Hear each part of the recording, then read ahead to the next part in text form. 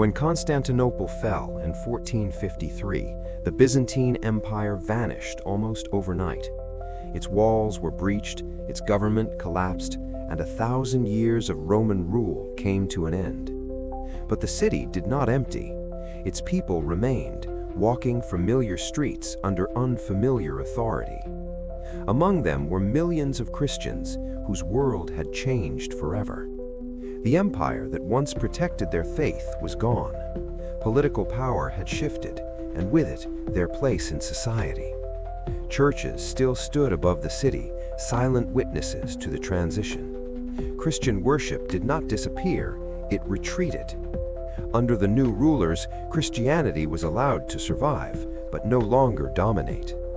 Faith remained, while authority was stripped away. Former officials, scholars, and administrators returned to ordinary life. The Byzantine state was finished, but its people endured. Daily life slowly resumed. Markets reopened. Families worked, traded, and adapted. Christians were reorganized into religious communities, governed by their own clergy. The church became not just a place of worship, but a center of identity. Religious leaders handled marriages, disputes, and education. In exchange, Christians accepted their new status as subjects. A special tax marked the difference between ruler and ruled. For many families, it was a heavy burden, shaping daily choices. Military service and high office were no longer open to them. Opportunity narrowed, and pressure quietly grew. Some sought stability through faith and tradition. Others looked for ways to improve their future. Education became a turning point. For the next generation, paths began to diverge. Over time, some Christians entered state institutions. Families watched, uncertain what the future would demand. Economic hardship pushed many toward difficult decisions. Conversion was not forced, but temptation was constant. Change did not come suddenly.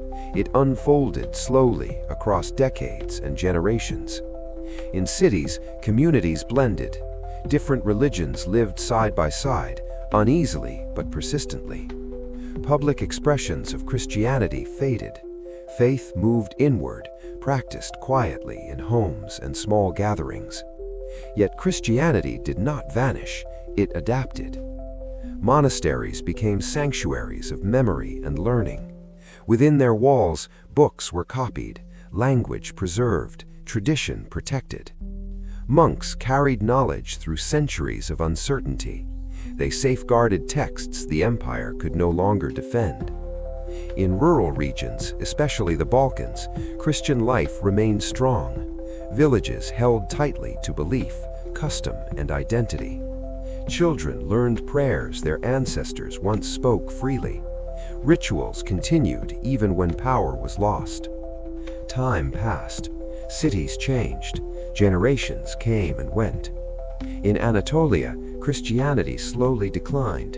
In southeastern Europe, it endured. Faith became more than religion. It became culture, language, and memory. Centuries later, these traditions would inspire new movements. The scholarly monks Nations of the would monastery rise where dedicated their empires once lives to ruled. the painstaking The Byzantine preservation of Empire history. never returned, but its spiritual legacy survived the ages. Today, churches still stand where emperors once ruled. Candles burn where crowns once rested. Empires fall.